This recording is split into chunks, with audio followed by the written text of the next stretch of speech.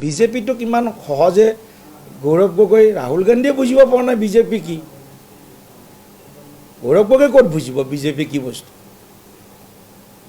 বুজাত বহুত সময় লাগিব এওঁলোকৰ কংগ্ৰেছৰ যদি মিয়া প্ৰীতি কংগ্ৰেছে বন্ধ নকৰে যিটো তেওঁলোকে নেকেটলি মিয়াৰ স্বাৰ্থত কথা কয় বাংলাদেশৰ যিটো ভাষা সেই ভাষা তেওঁলোকে যেতিয়ালৈকে কোৱা বন্ধ নকৰে পাকিস্তানৰ ভাষা কোৱা যেতিয়ালৈকে বন্ধ নকৰে পাকিস্তানৰ লগত সম্পৰ্ক যেতিয়ালৈকে ছেদ নকৰে তেতিয়ালৈকে তেওঁলোকৰ ইয়াতকৈ আৰু ভাল আশা কৰিব চাগে নোৱাৰে তেওঁলোকে নোৱাৰে বুজি পালে ভাল সামাজিক মাধ্যমত প্ৰতিক্ৰিয়া আহিছে মানে পুৰা একদম জেনজিৰ কথা কৈছোঁ মানে একদম জেনজি একদম ওলটা কৰি দিব জুবিন দাক ৰাজনীতিৰ মাজলৈ অনাহকত ঠেলি আনিছোঁ তাৰমানে জুবিন দাৰ বিৰুদ্ধে গোটেই অসমৰ ৰাইজ একত্ৰিত হৈ ভোটদান কৰিব গতিকে এই ধৰণৰ এটা মানে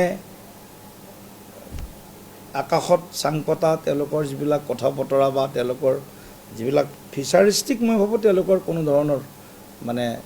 স্পেচিফিক কোনো তেনেকুৱা ধৰণৰ চিন্তা চৰ্চাত দেখা নাপালোঁ আৰু যিবিলাক দল তেওঁলোকৰ লগত থাকিল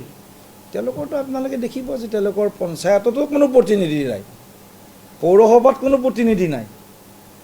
বিভিন্ন উন্নয়ন পৰিষদত বা স্বায়ত্তশাসিত পৰিষদত তেওঁলোকৰ প্ৰতিনিধি নাই তেওঁলোকৰ কাম কৰিবৰ কাৰণে বুথত শক্তি নাই কিন্তু বুথত যেতিয়া তেওঁলোকৰ সংগঠন নাই বা শক্তি নাই তেতিয়াহ'লে ইমান ডাঙৰ সপোন দেখাটো মই ভাবোঁ এইটো ডাঙৰ তেওঁলোকে নিজকে নিজে অন্যায় কৰিছে